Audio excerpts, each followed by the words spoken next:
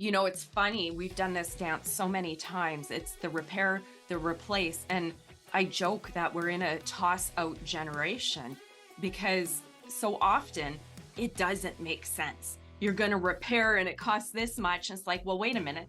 If it goes down again because it's an old part, then we have that downtime. And then we're double paying on labor. And for us, we just say quick, easy, get it done. And very often, if the decision is repair or replace, it's replace for us. So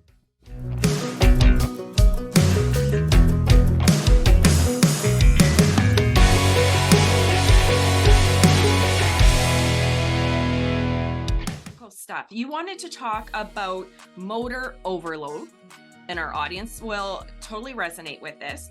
Do you have any advice for farmers to get ahead of motor overloading? I think just understanding what you have. I'm from the farm as well, and I remember out of necessity having to, modify things or upgrade things. But we do have to understand the implications of that. So if I have a small, say, mill for grinding grain, and I'm like, oh, I need to up my capacity a little bit. It's not as easy as just putting a new motor on.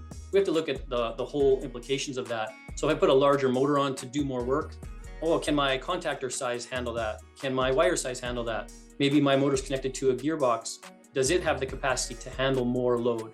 So we really want to look at those types of things. Again, we see it in industry as well as in farming as the company grows. If we look at a small factory, most of them were designed to run 8-hour shifts. But then as the company grows, all of a sudden they're running 2 8-hour shifts. Is the equipment made to handle that?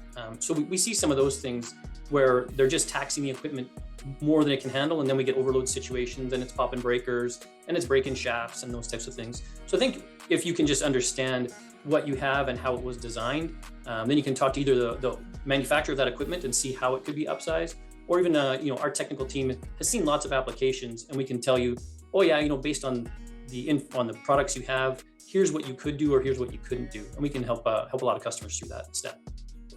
Okay, excellent. Okay, now here's a common question on the farm. And it's funny that we're having this conversation. I interviewed somebody right before you guys. My husband texted me, he said, I think the tranny just blew on the tractor. So here we are, fix it or replace it. And a lot of farmers, it's always that balance, right? When do you stop fixing something and when do you just replace it? So do you want to share your thoughts on what you guys think on that? Yeah, there's so many factors that come into play.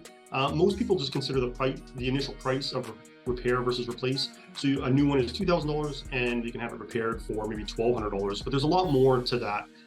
Usually a repair wouldn't include new windings. So you'd still have the old copper windings of whenever that motor was made. And the old motor wouldn't be as efficient. So back to what we were talking about a little while ago about efficiency, that old motor is probably going to be anywhere from 1 to 5% less efficient, which is going to impact your power costs. So the initial purchase price of a motor and the repair of that life of that motor is only about 3% of the overall cost of the motor.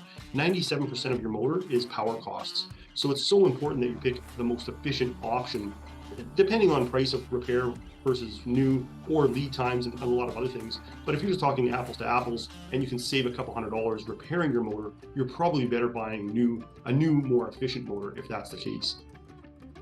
Okay, excellent.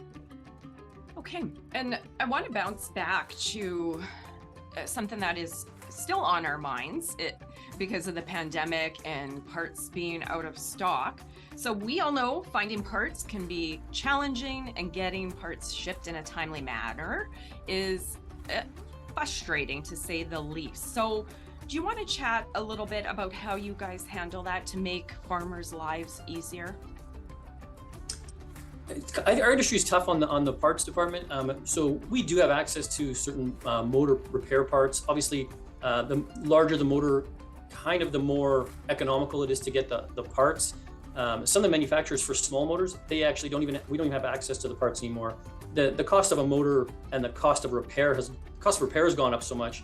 You look at the average shop rate, it's probably hovering in somewhere around the $120 to $160 an hour mark. You can't fix a $300 motor anymore, so you would just replace it. That's why the manufacturers have kind of stopped selling parts in some applications. In others, we certainly can. We carry capacitors, we carry replacement bearings, we have access to start switches, centrifugal switches, the internal components of some motors. So we can get those parts. But in many cases, it is difficult. The other thing is, if you look at a motor, again, to Chris's point, if it's 10 years old or 15 years old and that one piece goes out, if we're going to spend $200 or $300 to fix this $400 motor, it might be better to upgrade to that, new one that's more efficient, maybe comes with a warranty, all those types of things. It's funny, we've done this dance so many times. It's the repair, the replace, and I joke that we're in a toss out generation because so often it doesn't make sense. You're going to repair and it costs this much. And it's like, well, wait a minute. If it goes down again, because it's an old part, then we have that downtime, and then we're double paying on labor. And for us, we just say quick, easy, get it done. And very often, if the decision is repair or replace, it's replace for us. So, yeah, sorry, I had to add that. Yeah, I remember growing up, on the farm, we never really valued our time. Right. So if it took us a day to drive around and get parts and an afternoon to put all those parts back in the thing, it was just kind of, well, we're farming. That's just encompassing of farming. I think, the new age farmer values their time a little bit more. They got lots of things to do. They've only got a short window to get it done in. Sometimes it's just faster to get that new one on order. It's delivered to your house via Purelator or a transport company of some sort. You stick it in and you're good to go again. I love that you said that. And I think our audience will relate. I think there's a generational thing there too, and a progression in farming, right?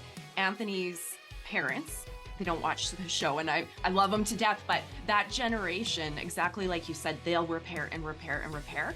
Us on our farm, modern day farmers, we're farming more acres.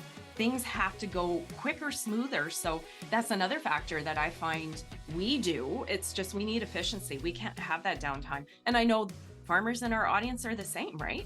Time is money. For sure, especially fall time. There's lots of people who don't even necessarily own all their combines. They might own one and rent 2 more. Yep. You have to rent it for 3 more days without producing anything because your grain handling system is down. I don't even know what a combine costs to rent these days, but I'm sure it isn't cheap. Yeah, there you go. Just a spiral, right? Paying staff, all of that stuff. It's not even just that small decision. Okay.